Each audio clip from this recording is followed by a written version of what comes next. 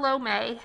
Hello. Happy New Year. Happy New Year! We kind of talked about New Year last episode, but now we are actually in 2819. We are one day in. I'm already tired of talking about it. Oh, dear. I literally went to bed at 8 p.m. and got up at 4 a.m. because that's my life right now. You were just so excited to get into the next year. Already over it. So stick around and we can talk about how I can get love back in my life.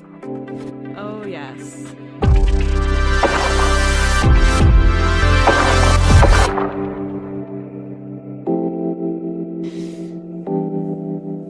Alright, so I'm not actually that negative, but I am kind of over the whole New Year's celebration. I dressed myself up in a manatee onesie and took Instagram photos at like 2 p.m. with all my stuffed animals, which I loved it. Those were so good.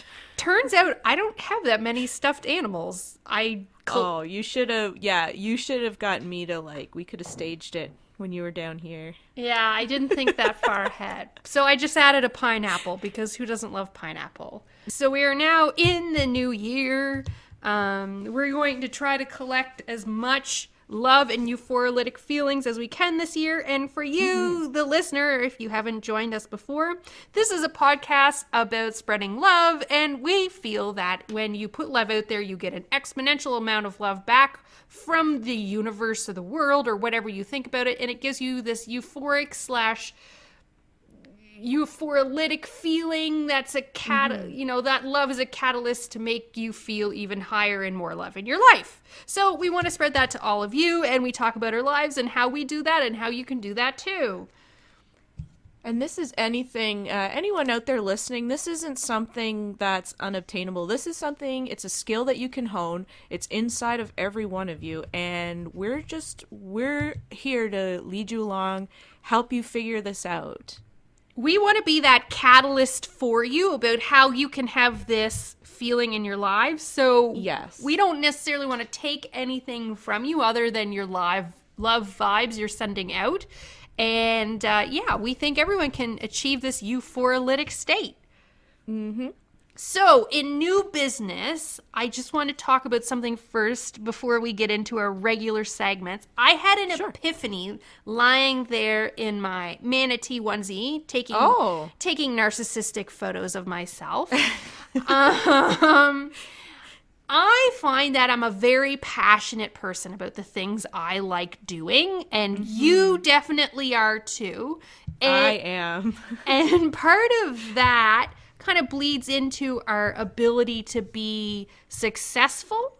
And, it's always got me down that people aren't as passionate or putting as much love out into the world as I do, because I try to put out a lot of love. I try to give back. I love to think about people. I try to give to people when I can. But I just had the epiphany that if everyone was as passionate as me about the things I love and the things I do, or just as passionate as we are in the things they love and they do, it would probably mean that our love and our success would be lower.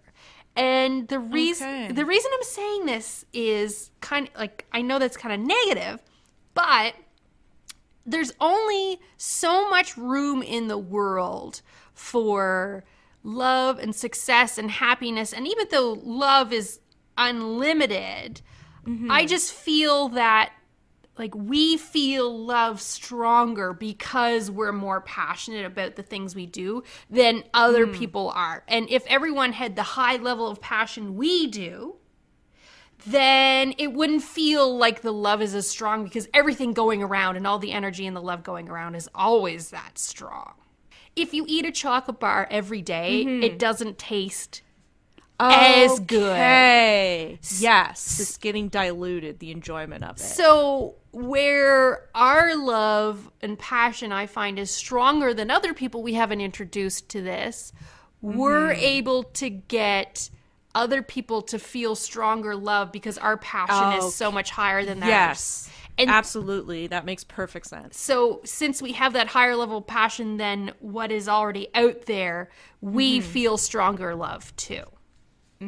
Yeah, absolutely. And I think where we're the ones kind of, we felt this to begin with just naturally, and then some people are going to pick up on it a little bit as well.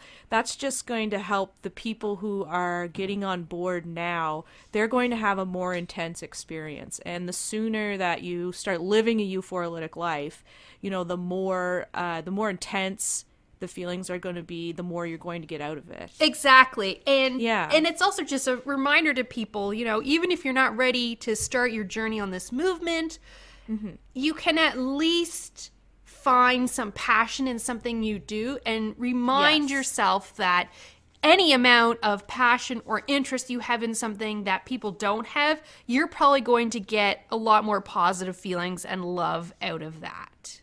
Yeah, exactly. That sounds good. I like that. I think maybe just to even add on it and stop me if I'm off the mark here, but I think you could also say, sometimes people feel like they have to do a little bit of gatekeeping maybe, or I think that the catchphrase that I've seen used is "don't yuck someone else's yum."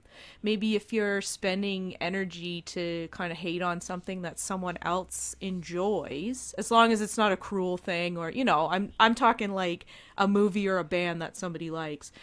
If you're putting your energy into trying to make somebody feel less than because they enjoy something, I think that that's just taking away from yourself.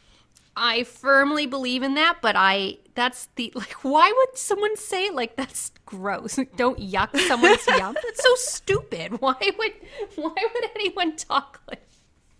I mean, I don't know. It was a meme. I mean, I'm not going to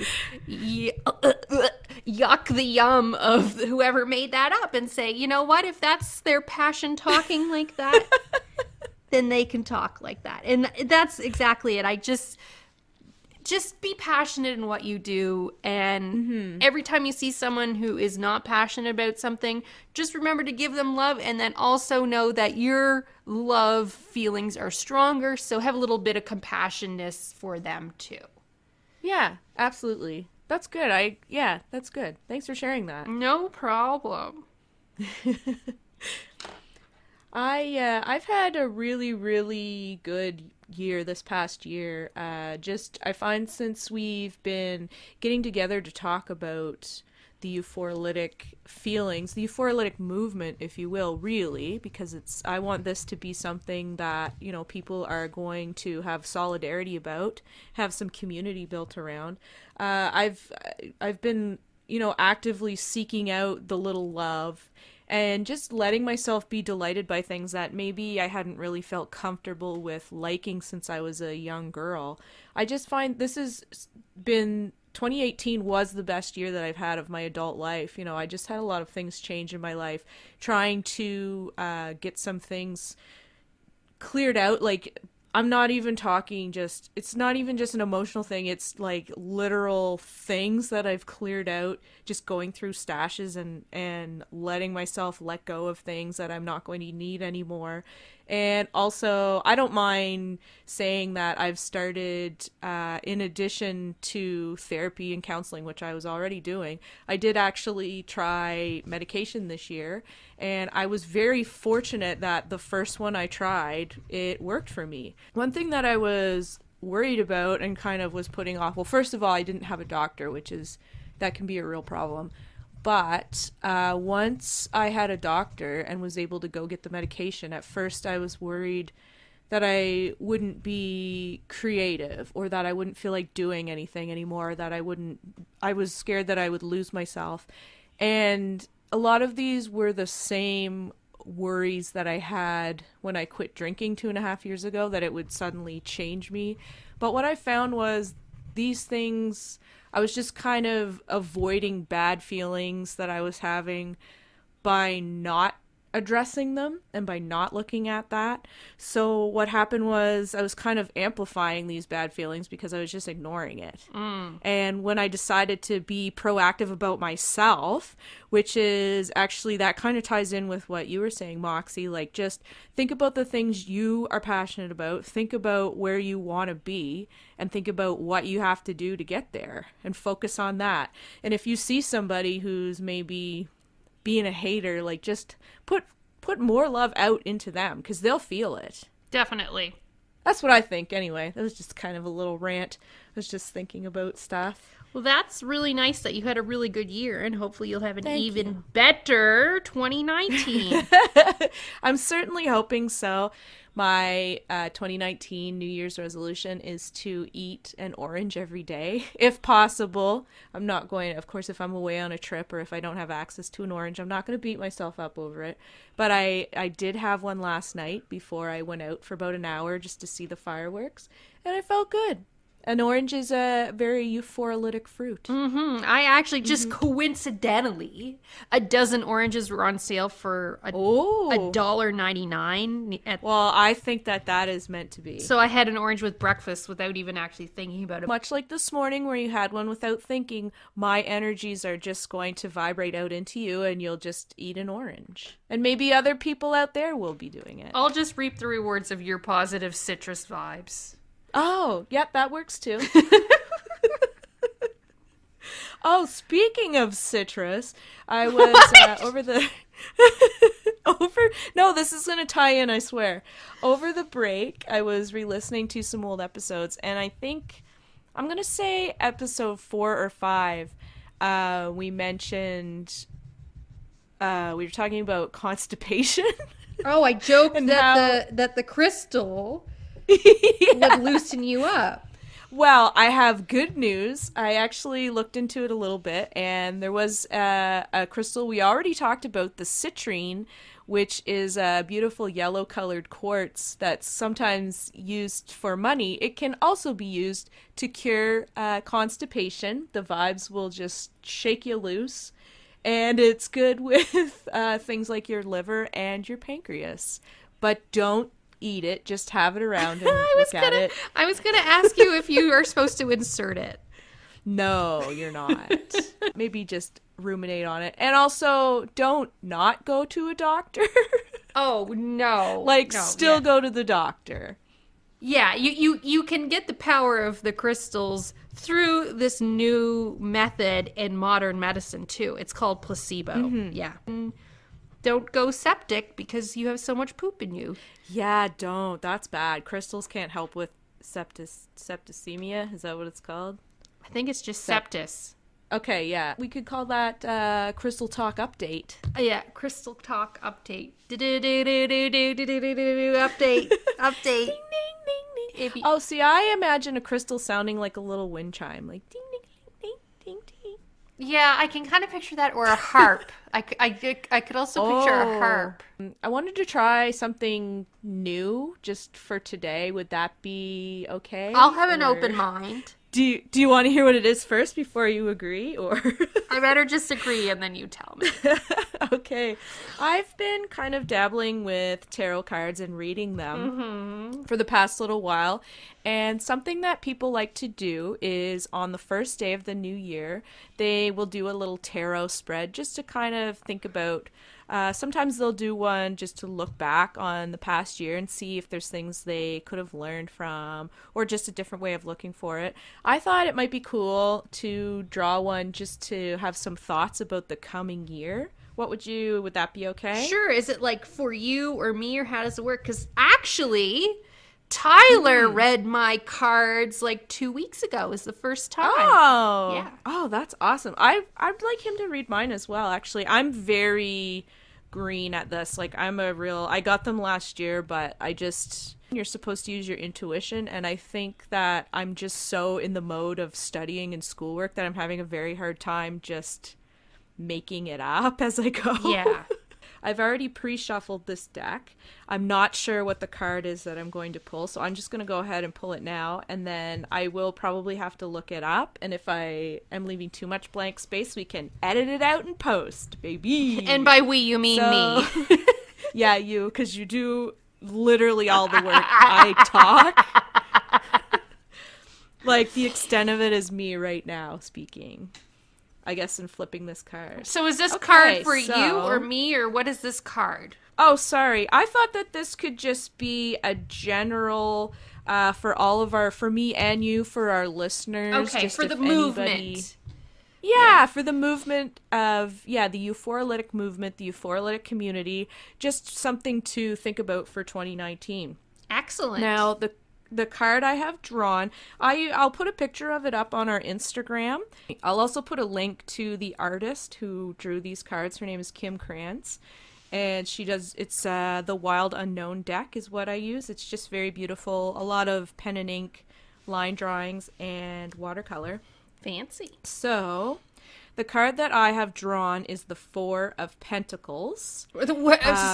Tentacles? Yeah, Pentacles, P. Oh. Like the start. I thought you said tentacles. I was like, where are the other 4?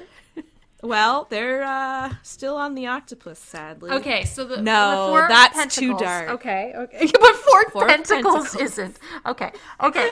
So the Four of Pentacles, I am interested in knowing more. Okay. Well, pentacles are associated with the element of earth. I do know that. I'm just going to say a few things that I know right away. And they also are associated with the material realm. That can be money or physical wealth, things that you have in your home. The 4 equates foundation. Okay, yes, makes sense. 4 elements, 4 directions, 4 seasons. So what I'm going to say, just from looking at this, I'm going to say what I think it means, and then I'm going to look up the meaning. So we'll see how far off I am. This card seems to represent that there's going to be a lot of financial security in the coming year. Oh. So maybe which is good, right? I think everybody likes financial security. It could also mean just you're secure in your home. You have someplace to stay. Now, if this is something that unfortunately you're not currently experiencing, this could be saying to you, this is something that's available to you. How would you like to get there? And if it's something that you are currently experiencing and you're fortunate enough, maybe it means that you could look for someone else as well and see if there's something you can do to help other people achieve this goal. Maybe something like volunteering, or if you do donations, or if you clear out clothing and send it to maybe a shelter or something like that. Oh, that's nice. So that's that's the meaning that I'm kind of getting from this card, is that better times are ahead. You're going to have a secure 2019. Oh, okay, this is good. This says the 4 of Pentacles indicates a security conscious person who is holding tight to money and material possessions. Aha, you may fear that loss is in the offing. I don't know what that means. And probably getting rid of. Yeah. Okay. You may fear that loss is in the offing and trying to prepare yourself by closely guarding what you have. Or you may simply be overly cautious and conservative in financial areas. Fear of change may be involved, or you may merely be comfortable where you are. Your fixed attitude, however, may be limiting you and blocking new opportunities. So to me, that kind of goes with, I think, what I had said earlier, that you're feeling secure, and if you're in that situation, instead of maybe holding on so tight and being afraid for yourself, you could even just use that to help other people. And two, like, to me, that almost reads too, like, if you're clinging to things too much, obviously you're not helping people because you're not giving to them, but also you'll profit in your life, not money, but just general profit, by getting rid of things, by having less stuff. Yes, and you're not as tied down. And same with your money, like maybe you're holding your money too tight. Now, I know that probably doesn't apply to most people because everyone's in debt, but maybe you're holding material things too tightly, and just chuck it. Just live with less. We don't need all the stuff we need. We need to help others, and we need to give others the security and opportunity we have. Yeah, that's good. I think that's a good card for 2019. I like it. I like it too. That's why I like the tarot cards. I feel like they're kind of a bridge between science and woo-woo, because I don't think this is predicting anything for me particularly, but you can look at these things and just kind of think about things that are going on in your life, and maybe you'll have a new way of looking at them. I think that's it for me. Did you have anything else you wanted to share, May? No, I think that was pretty much it. I haven't been, I'm just having a really chill day. I cleaned out some stuff and some actual like fabric, and I made a little collage earlier with some McDonald's coupons that came in the mail. I saw that. Those Yeah. were very beautiful. Thank you. I really liked it. So anyone who wants to see that can check that out on my Instagram, MEI Wonderful. And if you want to see my very staged, very amateur manatee pictures, I'm Moxey Munchies, MOXEYMUNCHIES. But the most important place to find us is at Euphorialytic, which is where we put the most latest news out for the movement. Absolutely. May will post the tarot card, and she will also possibly repost the citrine. So, if you ate a little too much of the wrong food and need some positive vibes in your GI, that'll There has help. been a lot of cheese in the past week.